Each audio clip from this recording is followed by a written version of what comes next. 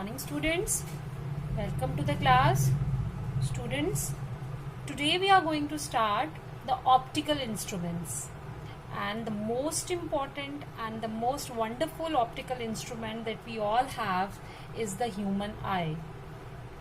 Human eye we are going to study because it is only because of this organ that we are able to see the wonderful world around us. It is very, very important organ, and the working of human eye, the components of the human eye, defects of vision are the things which we are going to discuss today in our lesson. So first of all, we'll start with what is a human eye. Okay? Eye is nearly spherical in shape. Eye की shape कैसी है? Spherical, having a diameter of 25 millimeter, means approximately 1 inch, and it is 2.5 centimeter. You can say 25 millimeter का मतलब है कि it is 2.5 centimeter in diameter. The walls of the eyeball consists of 2 main layers. तो ठीक है, एक बार हम इसका यहाँ से डायग्राम से मैं आपको बता देती हूँ कौन सी लेयर्स है, क्या क्या इसके कंपोनेंट्स हैं. This is the diagram of the human eye. ठीक है, इसकी टोटल जो डायमीटर है that is 2.5 centimetre, and the bulged part of this eye is known as cornea. जो पार्ट हमारा विजिबल होता है आंख का, ये वाला पार्ट है that is behind the this eyeball. ठीक है, दिस आउटरमोस्ट कवरिंग, ये जो आउटरमोस्ट कवरिंग है आई की, इसको सिलेरोटिक कहते हैं. ये cornea is the extension of this sclerotic layer at the front. ठीक है, यही सिलेरोटिक लेयर जो है, टफ लेयर जो है, वो आगे तक आके एक्सटेंड होती है और इसका जो फ्रंटल पार्ट है उसको हम कॉर्निया कहते हैं. जो नेक्स्ट वाली लेयर है this is known as choroid. ठीक है, choroid is dark in colour. वो उसका रीजन ये होता है, ये इसलिए डार्क कलर का है to prevent total internal reflection, and it protects the light sensitive parts of the eye. उसके बाद आ जाइए जो इसके इंपॉर्टेंट पार्ट्स हैं, यहां से हम स्टार्ट करते हैं. This is your cornea. ठीक है, नाउ बिहाइंड द कॉर्निया, यहाँ कॉर्निया के पीछे हमारा एक सर्कुलर रिंग होती है आंखों में जो कलर देती है आई को, that is known as iris. आप सबने देखा होगा कि some people have blue coloured eyes, some people have brown coloured eyes, some people have black coloured eyes. तो वो जो component which is responsible for the part which is responsible for providing colour to the eye is known as iris. Iris is a colour diaphragm behind the cornea. Iris क्या है? वो cornea के पीछे एक coloured ring है. ठीक है, जो प्रोवाइड करती है कलर टू दी आई. अब ये जो यहाँ ये आइरिस के बीच की जो ओपनिंग है that aperture is known as pupil. So what is a pupil? Pupil क्या करता है? इट कंट्रोल्स, प्यूपिल का फंक्शन क्या है main? It controls the amount of light entering into the eye. ये आपको 1 मार्क क्वेश्चन में भी पूछे जाते हैं. आइरिस क्या करता है? Provides colour. और प्यूपिल क्या करता है? Controls the amount of light entering the eye. ठीक है, iris is responsible for colour of the eye, and pupil dilate भी कर सकता है एंड कॉन्ट्रैक्ट भी कर सकता है depending upon the intensity of the light present outside. ठीक है, तो pupil is basically called the gate of the light. मतलब जिस दरवाजे से लाइट आंख में एंटर करती है that is known as pupil, depending upon the intensity outside. ठीक है, तो जब कभी लाइट बाहर ज्यादा हो तो आपको अपना जो प्यूपिल की जो विड्थ है, जो प्यूपिल की ओपनिंग है, वो कम खुलती है. और जब अंधेरा होता है तो प्यूपिल जो है वो डायलेट हो जाता है और वो उसकी ओपनिंग ज्यादा खुल जाती है, so that more amount of light can enter into the eye and you are able to see the things around you.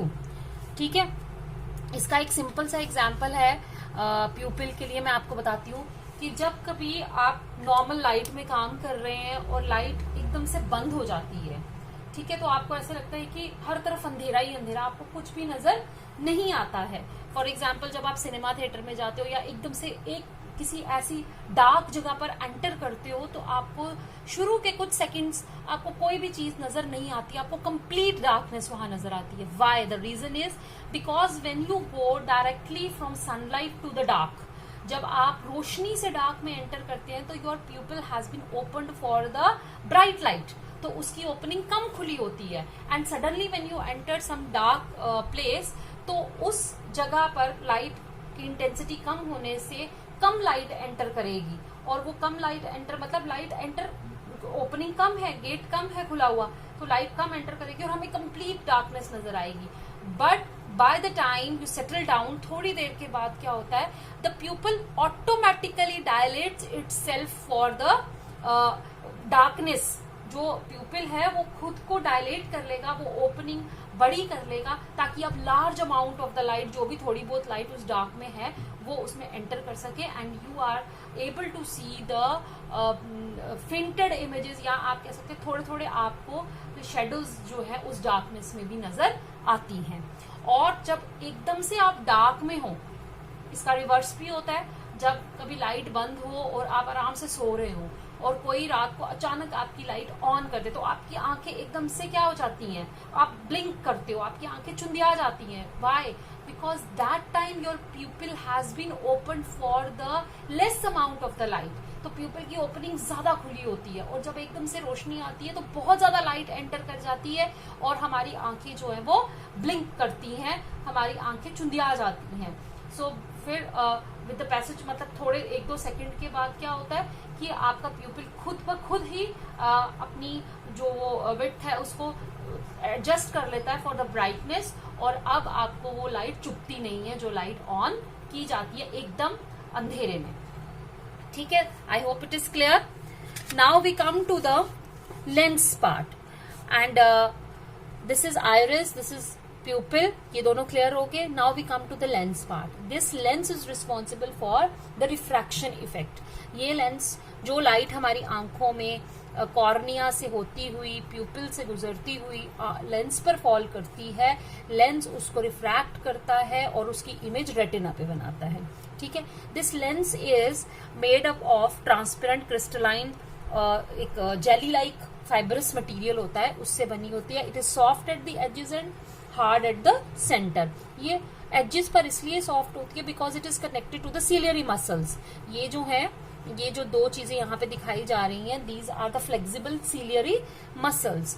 सो ये सीलियरी मसल्स के साथ अटैच होती है, and the curvature of this lens can be adjusted according to the object which we have to see, according to the distance of the object which we have to see। अभी explain करती हूँ ये क्या है। ठीक है, now ये eye lens जो है वो क्या करता है, आई को 2 पार्ट्स में डिवाइड करता है। ये जो फर्स्ट वाला पार्ट हो गया, ये हो गया कॉर्निया और लेंस के बीच का, it is filled with aqueous humour. ठीक है, और उसका रिफ्रैक्टिव इंडेक्स 1.337 है। And the second part is between the lens and the retina, and this part is filled with the vitreous humor, और इसका भी जो रिफ्रैक्टिव इंडेक्स है वो 1.337 है। ठीक है, ये सब कुछ मैंने इस पे लिखा हुआ है, इसकी थेरी पार्ट जो है वो मैंने लिखा हुआ है, वो आप रीड कर सकते हैं। It is very simple language. Now come, what is the role of the ciliary muscles. Ciliary muscles क्या करते हैं? For a normal eye, we are able to see the objects which are at infinity as well as which are at close distance। ठीक है, एक normal आई, जिसकी आई, एक ऐसा इंसान जिसकी आई में कोई प्रॉब्लम नहीं है, जिसका नॉर्मल विजन है, वो दूर की ऑब्जेक्ट्स को भी क्लियरली देख सकता है और पास की चीजों, पास के डिस्टेंस पर रखी हुई चीज को भी क्लियरली विजिबल वो भी चीजें उसको क्लियरली विजिबल होती हैं, मतलब वो उन दोनों चीजों को देख सकता है। How is it now possible? कैसे होता है? हमारी आंख तभी किसी चीज को क्लियरली न देख सकती है जब वो, ये जो लेंस है ये उस ऑब्जेक्ट की इमेज कहाँ बनाएगा? रेटिना पे बनाएगा। ठीक है, now see the distance between the lens and the retina is fixed and that is equal to 2.5 centimetre.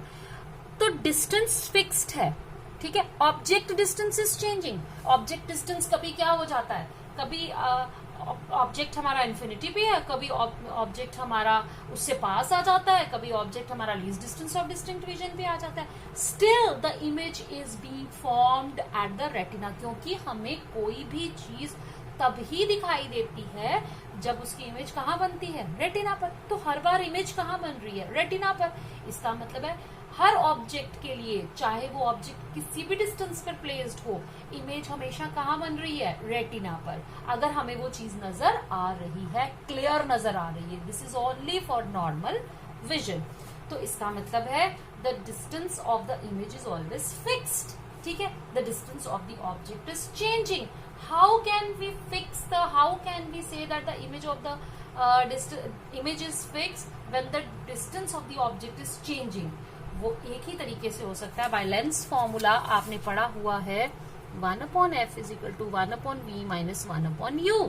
तो v वाला फिक्स है, u इज चेंजिंग, तो ऑटोमेटिकली इसका मतलब क्या है, अगर u चेंज हो रहा है तो इसको फिक्स रखने के लिए f को चेंज होना पड़ेगा। क्या होना पड़ेगा, f को चेंज होना पड़ेगा। तो फोकल लेंथ को चेंज करने के लिए, एडजस्टमेंट के लिए क्या, ताकि इमेज हमेशा कहाँ बने, किसी भी डिस्टेंस पर रखे हुए ऑब्जेक्ट की इमेज रेटिना पर बने, उसके लिए हमें फोकल लेंथ को चेंज करना है। आंख को क्या करना है, फोकल लेंथ को, इस लेंस की फोकल लेंथ ऑटोमेटिकली ये होता है। And this focal length is change by changing the radius of curvature. आपको मैंने पिछले लेक्चर में बताया था कि जो लेंस मोटी होती हैं उनकी फोकल लेंथ कम होती है, और जो लेंस पतली होती हैं जिनका रेडियस ऑफ कर्वेचर जो है वो ज्यादा होता है, उनकी फोकल लेंथ भी ज्यादा होती है, ठीक है। तो इसका मतलब है कि फोकल लेंथ चेंज करने के लिए रेडियस ऑफ कर्वेचर चेंज होता है। और रेडियस ऑफ कर्वेचर कैसे चेंज होगा, रेडियस ऑफ कर्वेचर चेंज होगा with the help of these ciliary muscles. ये सीलियरी मसल्स क्या करती हैं, ये सीलियरी मसल्स यहाँ तो रिलैक्स करेंगी, यहाँ ये कॉन्ट्रैक्ट करेंगी। जब ये रिलैक्स करती हैं, यानी जब ये स्ट्रेच करती है, ऊपर को जाती हैं, तो आपका ये जो लेंस है ये लंबा हो जाता है, मींस इसकी थिकनेस कम हो जाती है। थिकनेस कम हो जाती है तो रेडियस ऑफ कर्वेचर बढ़ जाता है। जब रेडियस ऑफ कर्वेचर बढ़ जाता है तो फोकल लेंथ बढ़ जाती है। फोकल लेंथ बढ़ जाती है तो अब ये दूर की चीजों को आसानी से फोकस में ला सकता है। तो याद रखिए, जब भी लेंस को इमेज बनानी है दूर रखी हुई चीजों की, फार अवे रखी हुई चीजों की, तो वो क्या करता है, सीलियरी मसल्स को रिलैक्स करता है, लेंस को थिन बनाता है, फोकल लेंथ को इंक्रीज कर सकता है, कर देता है। And the opposite acts, opposite phenomena होता है जब उसको पास रखी हुई चीज को फोकस में लाना होता है। जब वो पास रखी हुई चीज को फोकस में लाना है तो वो क्या करेगा, सीलियरी मसल्स कॉन्ट्रैक्ट करेंगे, लेंस मोटी हो जाएगी, रेडियस ऑफ कर्वेचर कम हो जाएगा, फोकल लेंथ कम हो जाएगी, और पास रखी हुई चीज आपको आसानी से नजर आ सकती है, आ जाएगी, ठीक है। So this is the role of the ciliary muscles, ठीक। Now from here we have come to know कि जो हमारी एक यूज करेंगे हम word power of accommodation. Power of accommodation क्या होती है, इसका मतलब है कि एक नॉर्मल आई जो है वो कहां से कहां तक देख सकती है। एक उसका नियर पॉइंट होता है और एक उसका फार पॉइंट होता है। मतलब कि उसकी रेंज क्या है, नियर पॉइंट कौन सा वो पॉइंट होगा, नियर पॉइंट हम उस पॉइंट को बोलेंगे जिस पॉइंट पे जो पास है और उस सबसे क्लोज है और उस पॉइंट पे रखी हुई चीज की इमेज उसको क्लियरली नजर आ रही है। फार ऑफ पॉइंट हम उसको बोलेंगे जो पॉइंट दूर है और उस पॉइंट पे रखी हुई चीज की इमेज क्लियरली उस आई को नजर आ रही है, ठीक है। फॉर अ नॉर्मल आई, वो आई जिसको कोई डिजीज नहीं है, जिसको कोई भी इम्परफेक्शन नहीं है, उस आई के लिए फार पॉइंट हम इंफिनिटी लेते हैं और नियर पॉइंट हम लेते हैं closest distance of distinct vision, and that is known as, वो इस नॉर्मल आई के लिए उसकी वैल्यू है 25 सेंटीमीटर। यानी कि एक नॉर्मल आई का बंदा जिसकी आंखों में कोई प्रॉब्लम नहीं है, एक नॉर्मल इंसान जो है वो कहां से कहां तक रखी हुई चीज को क्लियरली व्यू कर सकता है, that is from infinity to 25 centimetre. Infinity के बियॉन्ड भी वो नहीं देख सकता और 25 सेंटीमीटर से कम के डिस्टेंस पर भी रखी हुई जो ऑब्जेक्ट है उसकी इमेज उसको क्लियरली नजर नहीं आती। मतलब इमेज नजर आएगी लेकिन ब्लर्ड इमेज नजर आएगी। तो उस वही केस होगा जब इन्फिनिटी से दूर आप कोई चीज को देखोगे। इन्फिनिटी बेसिकली हम उस डिस्टेंस को बोलते हैं जहां पर रखी हुई ऑब्जेक्ट की इमेज आपको क्लियर नजर आ रही है। That is your infinity, that is the infinity of the normal I, that is far point. ठीक है। और the distance between the closest, जो जहां पर जो आपका क्लोज वाला पॉइंट है वहां पर रखी हुई चीज की इमेज आपको जो क्लियर नजर आती है एक नॉर्मल आई के लिए, वो डिस्टेंस कितना है, that is 25 centimetre. And this all, ये जो दूर वाला भी देख लिया आपने, पास वाला भी देख लिया। So infinity to 25 centimetre is known as the range of the normal vision, कि एक इंसान कहां से कहां तक नॉर्मली व्यू कर सकता है। एंड एक वर्ड मैंने यूज किया था अभी, power of accommodation. Power of accommodation is basically the power of the eye, जो वो it is the power of the eye, it is the ability of the eye to bring into the focus the objects from infinity to the distance to the objects placed at the closest distance of distinct vision। ठीक है। मतलब एक आंख जो है वो automatically accommodate हो जाती है, यानी कि वो अपने रेडियस ऑफ कर्वेचर को कम भी कर लेती है, रेडियस ऑफ कर्वेचर को ज्यादा भी कर लेती है with the help of the ciliary muscles, ताकि वो दूर की ऑब्जेक्ट को भी फोकस में ला सके और पास की ऑब्जेक्ट्स को भी फोकस में ला सके और उन ऑब्जेक्ट्स की इमेज क्लियरली उसको नजर आए। ठीक है। फिर उसके बाद रेटिना है। रेटिना क्या होता है? रेटिना आप सबको पता है कि retina acts as a screen where the image of the object is formed. ठीक है। रेटिना के पास दो तरह के सेल्स होते हैं। One type of cells are known as rods and the others are known as cones. ठीक है। Rods are responsible for the intensity of light and cones are responsible for the distinguishing between colors। ठीक। तो हमारे पास rods भी होती हैं और हमारे रेटिना में rods भी होती हैं और cones भी होती हैं। ठीक। फॉर एग्जाम्पल इसमें मैंने लिखा है जो rods हैं वो रिस्पॉन्ड करेंगी टू द इंटेंसिटी और कोन्स रिस्पॉन्ड करेंगी टू द कलर्स। तो जब इन दोनों का कॉम्बिनेशन होगा, जब वो इंटेंसिटी को भी रिस्पॉन्ड करेंगी और कलर को भी रिस्पॉन्ड करेंगी, तो हमें कंबाइंड इमेज उस ऑब्जेक्ट की नजर आएगी। It should be noted that animals may differ from human beings in their colour perception. ये जो एनिमल्स होते हैं कलर परसेप्शन में वो ह्यूमन बींग से डिफर करते हैं। मतलब for example, the bee has some cone-shaped cells in the retina of its eye which enable it to see colors beyond indigo and violet parts of the spectrum। हम सबको पता है कि हमारा जो visible spectrum है that is from violet to red। लेकिन क्यों violet to red? क्योंकि हमारी आंखों में वही कोन्स प्रेजेंट है जो violet से लेकर red तक की वेवलेंथ के जो लाइट है उसी को वो डिफरेंशिएट, उसी को वो व्यू कर सकते हैं। बट बीज एक ऐसी स्पीशीज है जो वॉयलेट से बियॉन्ड भी देख सकती है और रेड के बियॉन्ड भी देख सकती है, वॉयलेट से पहले और रेड के बाद। मतलब वो अल्ट्रा वॉयलेट लाइट को भी देख सकती हैं और इंफ्रारेड लाइट को भी देख सकती हैं। But human beings are blind to these wavelengths. Then yellow spot is the most sensitive point on the retina, blind spot is the least sensitive part of the retina। blind spot से ही optic nerve जो है वो brain को जाती है।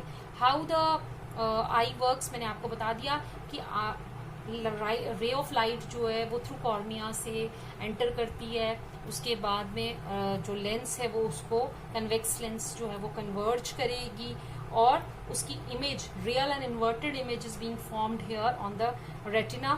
जब image retina पे बन जाती है तो through optic nerve the messages send to the brain and brain जो है उसकी हमें सेंसेशन ऑफ विजन, यानी कि ब्रेन जो है वो उस ऑब्जेक्ट की इमेज हमें इंटरप्रेट करके बताता है। And this way we are able to see the image of the object. ठीक है। Near point and far point I have already made it clear कि नियर पॉइंट क्या होता है, फार पॉइंट क्या होता है। नियर पॉइंट वो पॉइंट होता है जहां पर वो ये क्लोज वाला पॉइंट है जहां पर रखी हुई ऑब्जेक्ट की इमेज हमें क्लियर नजर आती है, फार पॉइंट वो है दूर वाला जहां पर रखे हुए ऑब्जेक्ट की इमेज हमें क्लियर नजर आती है। ठीक है, पावर ऑफ एकोमोडेशन भी I have made it clear. Now we'll come to the defects of vision and their correction. What are the defects of vision?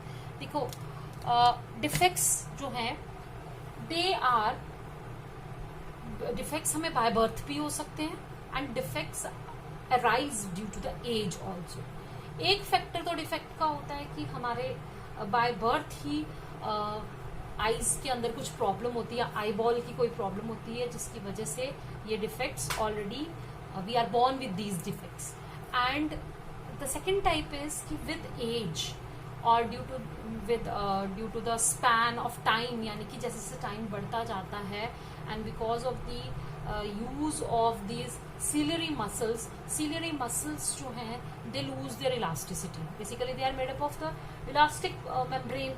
तो जब वो इलास्टिक एक मटेरियल से बने होते हैं तो जब हम पूरी जिंदगी इनको स्ट्रेच कॉन्ट्रैक्ट करते रहते हैं तो they lose their elasticity and with the passage of time the eye loses its power to accommodate. ठीक है, तो या तो हमें पास की चीजें नजर आना कम हो जाती है या हमें दूर की चीजें नजर आना कम हो जाती है। मीन्स कि एक नॉर्मल ह्यूमन बीइंग का जब नियर पॉइंट और फार पॉइंट चेंज हो जाता है फ्रॉम 25 सेंटीमीटर से कुछ और एंड फ्रॉम इन्फिनिटी से कुछ और, तो हम कहते हैं कि ये आई जो है वो अब डिजीज्ड आई हो गई है, आई को प्रॉब्लम होना शुरू हो गई है। यानी कि या तो हमें पास रखी हुई चीजों की इमेज ब्लर्ड नजर आएगी या हमें दूर वाली चीजों की इमेज ब्लर्ड नजर आएगी या कभी कभी हमें दोनों प्रॉब्लम्स हो जाती हैं। तो let's discuss these defects of vision and how to correct them. ठीक है, फर्स्ट इज शॉर्ट साइटेडनेस और myopia. This kind of disease, a person suffering from this kind of disease, as the name itself indicates, it is short-sightedness. Short-sightedness का मतलब क्या हुआ? Short-sightedness यानी कि a person is able to see the objects placed at short distance. ठीक है, जो पास रखी हुई चीजें हैं उसको वो तो नजर आ रही हैं, लेकिन उसको जो दूर वाली चीजें हैं वो नजर नहीं आ रही. इसका मतलब है यहाँ पर उसका नियर पॉइंट चेंज नहीं हुआ. नियर पॉइंट अभी भी उसका वैसा ही है जैसा कि एक नॉर्मल आई का होता है, और वो कितना होता है 25 सेंटीमीटर.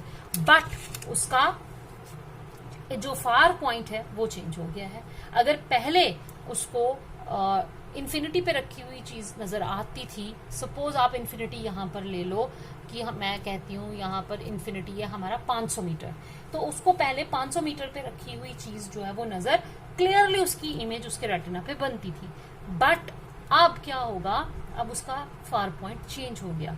अब उसका फार पॉइंट बन गया 400 मीटर सपोज, क्योंकि अब 500 मीटर पर रखी हुई चीज की इमेज उसके रेटिना पर क्लियर इमेज नहीं बना रही, उसकी इमेज ब्लर्ड बन रही है. लेकिन अगर 400 मीटर पे वो चीज रखी होगी तो उसकी इमेज उसको क्लियरली नजर आएगी. ठीक है, तो this kind of disease is known as myopia. इसके रीजंस क्या होते हैं कि focal length of the eye lens becomes too small. ठीक है, फोकल लेंथ जो है, क्योंकि इस केस में the image is formed not at the retina but in front of the retina. Retina पे नहीं बन रही है, कहाँ पे बन रही है? इन फ्रंट ऑफ द रेटिना पे बन रही है. कभी कभी क्या होता है, देखिए मैं बताती हूँ आपको कि दिस इज सपोज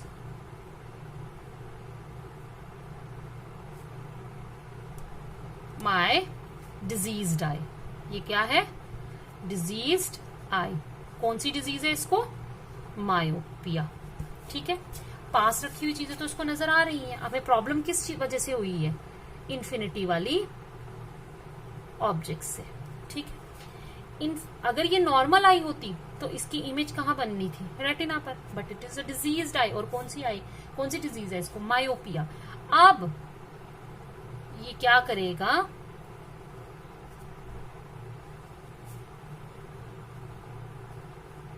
यहां पर और यहां पर इसकी ब्लर्ड इमेज बनेगी, और इन फ्रंट ऑफ द रेटिना इस पॉइंट पे जाके ये क्या बना देगा? Clear image. लेकिन यहाँ मतलब इमेज यहाँ बनेगी, नॉट क्लियर इमेज, और वो इमेज हमें तब तक दिखाई नहीं देती क्योंकि ये यहाँ स्क्रीन नहीं है, इमेज यहीं कहीं बन रही है। तो इमेज अगर रेटिना पे बने तो ही हमें नजर आती है। तो रेटिना पे जो इमेज बन रही है वो कौन सी है? ब्लड। और ये इस ऑब्जेक्ट की जो ऑब्जेक्ट इन्फिनिटी पे रखा है वो ऑब्जेक्ट की इमेज ये कहाँ बना रहा है? इन फ्रंट ऑफ द रेटिना, जो हमें नजर नहीं आएगी। और आप सबको पता है when the object is placed at the infinity, तो इमेज कहाँ बनती है? फोकस पे। ठीक है, इसका मतलब है कि फोकल लेंथ इस आई, नॉर्मली क्या होता है कि focal length of this eye lens and the distance between the lens and the retina is same.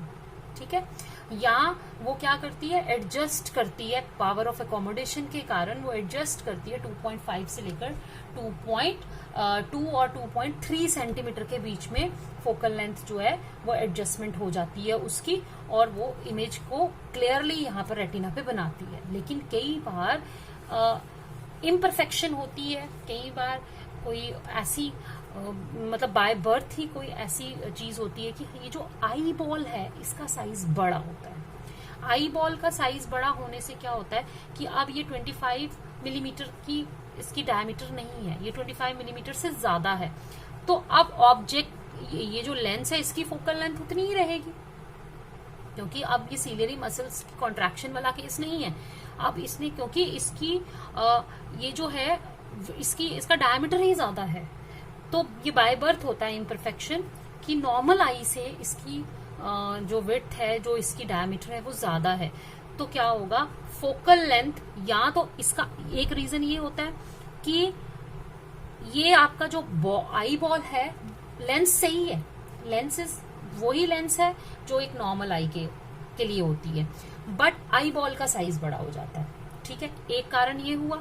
अगर आई बॉल का साइज बड़ा हो गया, फोकल लेंथ वही है जो एक नॉर्मल आई के लिए, तो इमेज पहले बन जाएगी। दूसरा कारण ये है कि आई बॉल का साइज उतना ही है, आई बॉल का साइज उतना ही है जितना कि नॉर्मल एक इंसान की आंख का होता है, लेकिन जो लेंस बाय बर्थ इसके आंख में लगी है उस लेंस की जो फोकल लेंथ है वो कम है। ठीक है, तो दो रीजंस आ गए। एक रीजन हो गया कि focal length of the eye lines becomes too small, और दूसरा रीजन हो गया sometimes the eye ball gets elongated and therefore the image of the far off objects are formed in front of the retina. ठीक है, I hope it is clear. अब ये जो इंसान है जिसको ये वाली प्रॉब्लम है, अब उसको उसके रेटिना पर कहां पर रखी हुई चीज की इमेज बन रही है? ठीक है, सपोज ये नॉर्मल आई के लिए फार ऑफ पॉइंट था, उसके लिए तो ये आंख यहां बना रही है। तो अब हमने क्या किया, उसका जो फार पॉइंट है वो यहां पर आया। कहां पे आया? एफ पे। अब एफ पे रखे हुए ऑब्जेक्ट की इमेज ये आंख क्या कर रहा है? क्लियर बना रहा है। कहां पर? रेटिना पर। तो यहां पर हमारी इमेज क्या बन रही है? क्लियर। ठीक है, इन्फिनिटी पे रखे हुए ऑब्जेक्ट की इमेज क्लियर नहीं बन रही थी, ब्लड बन रही थी, लेकिन उसका फार ऑफ पॉइंट जो है वो इन्फिनिटी से शिफ्ट हो गया, आगे आ गया। सपोज यहाँ 500 मीटर था, यहाँ 400 मीटर हो गया। 400 मीटर पे रखी हुई ऑब्जेक्ट की इमेज वो क्लियरली बना रहा है। कहाँ? रेटिना पर। तो इसका मतलब क्या है कि अब वो इंसान जो है उसको जो 400 मीटर से पीछे वाली चीजें होंगी वो उसको ब्लड नजर आएंगी, तो उसके लिए हमें क्या करना पड़ेगा? उसके लिए हमें कोई करेक्शन करनी पड़ेगी। यानी वो देखना, अगर वो उन ऑब्जेक्ट्स को देखना चाहे जो 400 मीटर से बियॉन्ड पर पड़ी हैं, जिसकी ऑब्जेक्ट ब्लड नजर आ रही है, तो क्या करते हैं हम? उस इंसान को क्या लगाते हैं? हमें उस केस में उस डिजीज्ड पर्सन को हम ग्लासेस प्रोवाइड करते हैं, लेंसेज प्रोवाइड करते हैं। वो लेंस क्या काम करती है? उस लेंस का काम होता है, देखो जैसे कि मैंने यहां पर इन केस ऑफ दिस, ये हो गया far point of the diseased eye. ये डिजीज्ड आई का क्या है? फार पॉइंट, जिसके लिए वो क्या बना रहा है? Clear image. अब हम क्या करते हैं? अब हमने इसी इंसान को क्या करना है? इन्फिनिटी पे रखी हुई चीज भी इसको हमने व्यू करवानी है, लेकिन इसका फार ऑफ पॉइंट क्या है? इसका फार ऑफ पॉइंट तो यही है, और वो क्या है, ठीक है,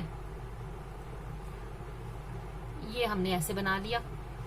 अब हम क्या करेंगे, उसको चश्मा लगाएंगे, और चश्मे में हम लोग इस केस में कौन सी लेंस यूज करेंगे, कॉनकेव लेंस, ठीक है। कॉनकेव लेंस क्या करेगी, कॉनकेव लेंस का क्या इसमें रोल है। कॉनकेव लेंस, जो ऑब्जेक्ट इन्फिनिटी पे पड़ा है, ऑब्जेक्ट कहाँ पड़ा है, इन्फिनिटी पे, उसकी इमेज कहाँ बनाती है, फोकल लेंथ की, सॉरी इसके नियर, इसके फार पॉइंट पे, इसकी इमेज कहाँ बन रही है, far point of the diseased eye, ठीक है। देखो इसने क्या किया, वो ऑब्जेक्ट जो यहां पड़ा हुआ था उसको यहां से ये रेज गई, ठीक है, यहां पर ये एंटर हुई, ये इमेज बनी। अब यहाँ ये जो रिफ्रैक्ट होके ये जो रेज जा रही हैं, जो इस आई लेंस में एंटर कर रही हैं, उसको लगेगा कि लेंस में जो रेज जो एंटर कर रही हैं वो इन्फिनिटी से नहीं आई हैं, वो कहाँ से आई हैं, वो यहीं से आई हैं, कहाँ से, जो इसका फार पॉइंट है। मतलब हमने क्या किया है कि हमने इस लेंस को लगा के, लेंस को लगाने का मोटिव क्या है कि वो इंसान कहाँ वाले ऑब्जेक्ट को देख सकता है, जो एफ पे पड़े हुए हैं उसकी क्लियर इमेज ये बना रहा है। तो हमने इन्फिनिटी वाले ऑब्जेक्ट को उठा के कहाँ रख देना है, एफ के ऊपर। उसको उठा के रखने का तरीका क्या है, लेंस का इस्तेमाल करना। जो ऑब्जेक्ट इन्फिनिटी पे रखा है, ये लेंस उसकी इमेज बना देगी उसके फार ऑफ पॉइंट पे, और उसके फार ऑफ पॉइंट से वो जो इमेज यहाँ बनी है, किसकी वजह से, ये लेंस की वजह से, वो एक्ट करेगी as an object for the eye lens, और लेंस में जो रेज एंटर करेंगी वो ऐसा लगेगा जैसे इस पॉइंट से एंटर कर रही हैं, क्योंकि हमने उस ऑब्जेक्ट की इमेज उठा के कहाँ रख दी है, उसके फार ऑफ से।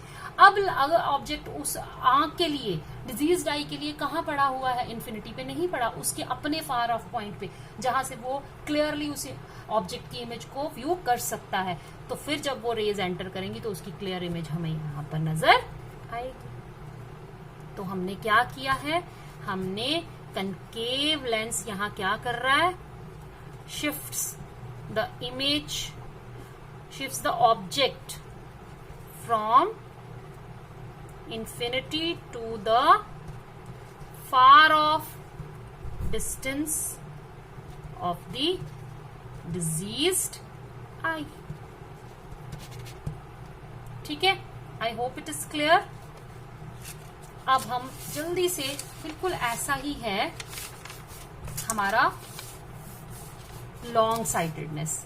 Long sightedness is, long sightedness से पता चल गया कि लॉन्ग साइटेडनेस किसकी वजह से है, it is because, long sightedness क्या डिजीज है, जिसमें एक इंसान दूर पर रखी हुई चीजें देख सकता है लेकिन पास की चीजें उसको नजर नहीं आ रही हैं।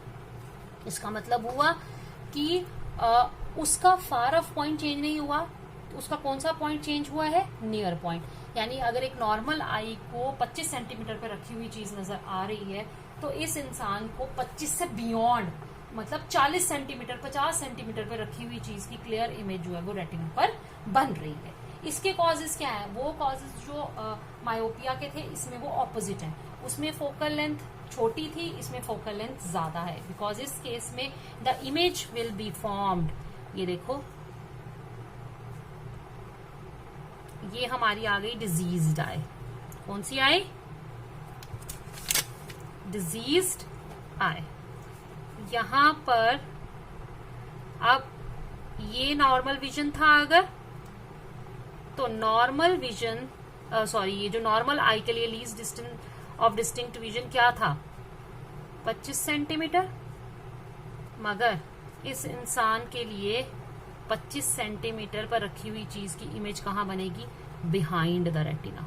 कहाँ बनेगी, और उसको उसकी यहां पर रेटिना पर उसकी कैसी इमेज नजर आएगी, ब्लड, यानी उसको इमेज नजर, क्लियर इमेज नजर नहीं आएगी, धुंधला नजर आएगा। तो ये प्रॉब्लम वो होती है जब हम पढ़ने की, जब हम किताब रखी हुई, हमें लगता है हमें चीजें ब्लर्ड नजर आना शुरू हो गई हैं, उसका मतलब होता है हमारी पास की नजर खराब हो रही है। यानी 25 सेंटीमीटर पर रखी हुई चीज की इमेज पहले हमें क्लियर नजर आती थी, लेकिन अगर अब हम देखते हैं तो हमें वो बुक उसी डिस्टेंस पर रखी हुई, उसके वर्ड्स जो है वो ब्लर्ड नजर आ रहे हैं। लेकिन अगर हम बुक को थोड़ा पीछे ले जाए तो हमें उसकी क्लियर इमेज नजर आना शुरू हो जाती है। तो this is the case of the long sightedness और वी कैन से हाइपरमेट्रोपिया। अब इस इंसान को क्लियर इमेज किस डिस्टेंस के लिए नजर आएगी? 25 सेंटीमीटर से थोड़ी दूर रखी हुई। तो ये सपोज नॉर्मल था और यहां पर इसका ये बन गया नियर पॉइंट। किसके लिए? नियर पॉइंट ऑफ डिजीज आई।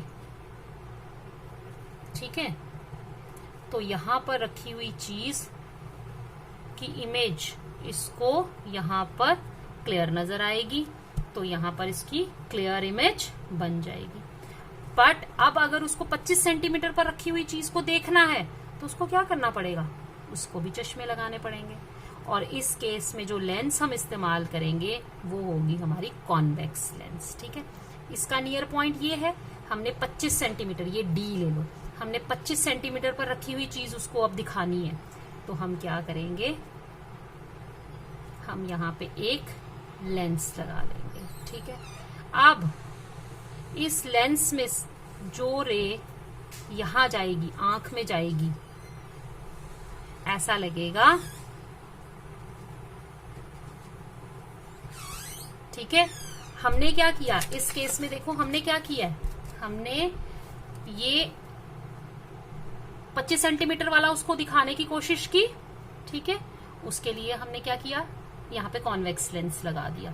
जो ऑब्जेक्ट 25 सेंटीमीटर पर पड़ा हुआ है, नॉर्मली विदाउट लेंस उसको उसकी क्लियर इमेज नजर नहीं आएगी, लेकिन लेंस क्या करेगा? उस ऑब्जेक्ट की इमेज बना देगा इसके जो डिजीज्ड आई का नियर पॉइंट है, यानी 25 सेंटीमीटर के बजाय वो बना देगा कहां पर? 40 सेंटीमीटर पर। अब 40 जो ये इमेज बन गई, ये सर्व करेगी as an object for the eye lens, और आंख को लगेगा ये जो ऑब्जेक्ट है वो 25 पे नहीं पड़ा बल्कि कहाँ पड़ा है? वो 40 सेंटीमीटर 50 सेंटीमीटर डिपेंडिंग की उसको कितनी प्रॉब्लम है, तो वो यहाँ पड़ा है। और जब यहाँ से रेज आएंगी तो इसके लिए तो वो नियर पॉइंट के लिए तो वो क्लियर इमेज बनाता है, तो उसकी वो क्लियर इमेज बनाएगा, तो उसके लिए उसकी करेक्शन हो जाएगी। यहाँ पर ऑब्जेक्ट डिस्टेंस आ गया हमारा डिस्टेंस ऑफ डिस्टिंक्ट विजन। ठीक है, और इमेज डिस्टेंस आ गया, ये साइंस तो हम लेंगे ही, -25 सेंटीमीटर, यानी इमेज कहाँ बना रहे हैं हम? यहाँ पर, मतलब इसकी इमेज, इस केस में इसकी इमेज हमने ऑब्जेक्ट कहाँ से उठाया? मैंने गलत लिखा है यहाँ पे, sorry. Image distance, object distance is -25 centimetre, और इमेज कहाँ बना रहे हैं हम? इमेज बना रहे हैं n पर, -n पर, यानी कि हम ऑब्जेक्ट 25 सेंटीमीटर जो नॉर्मली वो नहीं देख सकता था, उसकी इमेज उठा के हमने उसके नियर पॉइंट पे रखी, और उसकी इमेज तो वो क्लियरली देख सकता है। और उसके लिए हमने कौन सी लेंस का इस्तेमाल किया? हमने इस्तेमाल की है कॉन्वेक्स लेंस। तो आपको अब आप पढ़ोगे तो आपको पता चल जाएगा कि मायोपिया के लिए कौन सी लेंस यूज होती है, हाइपरमेट्रोपिया के लिए कौन सी होती है, इसके रीजंस क्या है, और जो भी इसमें करेक्टिव मेजर्स हैं वो क्या होते हैं, कहाँ पर, किस वाले केस में बिहाइंड द रेटिना बनती है, किस केस में in front of the retina बनती है। नाउ ये वाली दो डिजीजेस हैं। Presbyopia is basically a pure old age problem जिससे सीलियरी मसल्स इलास्टिसिटी लूज कर सकते हैं। It is also known as the old age hypermetropia. ठीक है, यानी कि हमें पढ़ने की प्रॉब्लम हो जाती है। आपने देखा होगा जैसे जैसे लोगों की एज बढ़ती है वैसे वैसे उनको रीडिंग में प्रॉब्लम आती है, यानी कि उनकी पास की नजर खराब हो जाती है। तो द ओल्ड एज, मतलब अगर ओल्ड एज में किसी को ये बाय बर्थ नहीं होती, it is because of the lack of the adjustment of the ये जो आपकी लेंस है, ciliary muscles they loses their elasticity, and because of that जो डिजीज अराइज होती है that is known as old age hypermetropia, that is presbyopia. लेकिन कई बार क्या होता है कि हमें बचपन में मायोपिया हो जाता है और ओल्ड एज की वजह से प्रेसबायोपिया हो जाता है, यानी हाइपरमेट्रोपिया हो जाता है। तो फिर जो ओल्ड एज के लोग होते हैं, बुजुर्ग होते हैं, उनको दोनों प्रॉब्लम्स आ जाती हैं, दूर की भी और पास की भी। उसके लिए हम करेक्टिव मेजर क्या करते हैं? अगर तो किसी को सिर्फ हाइपरमेट्रोपिया तो वही करेक्शन होगी जो उस केस में हुई है, मगर अगर किसी को दोनों प्रॉब्लम्स आती हैं तो हम उसमें क्या करते हैं? हम उसमें बाय जो फोकल लेंस होती है वो हम यूज करते हैं, इस केस में हमारे नीचे वाला पोर्शन कॉन्वेक्स होता है, ऊपर वाला कॉनकेव होता है। नीचे वाला कॉन्वेक्स हम यूज करते हैं पास की चीजें देखने के लिए, और जो कॉनकेव होता है वो यूज होता है दूर की चीजें देखने के लिए। एक और तरह की डिजीज होती है which is known as astigmatism. Astigmatism is basically disease जिसमें कि the person, the object is unable, eye with this defect is unable to see the lens in different axes but at the same distance with the same clarity। उसमें आपको जैसे एक mesh होता है, अगर आप एक mesh को देखोगे, नॉर्मल आई को ये जो एक्सिस हैं ये उसको ऐसे नजर आएंगी, ठीक है, नॉर्मल आई के लिए। लेकिन अगर किसी को ये वाली डिजीज है तो उसको एक एक्सिस वाली जो है वो थोड़ी सी ऐसे नजर आएंगी, ये ऐसे नजर आएंगी, यानी कि वो एक ही टाइम पर दोनों एक्सिस को एक सेम क्लैरिटी से नहीं देख पाता है। It occurs due to the irregular, और इसका रीजन क्या होता है, irregular curvature of the cornea by birth और arises due to some injury. या किसी को चोट लगने से के कारण ये कर्वेचर जो है वो पूरा सफेरिकल नहीं रहता, वो थोड़ा सा चेंज हो जाता है, जिसकी वजह से horizontal and vertical lines can not be seen simultaneously with this.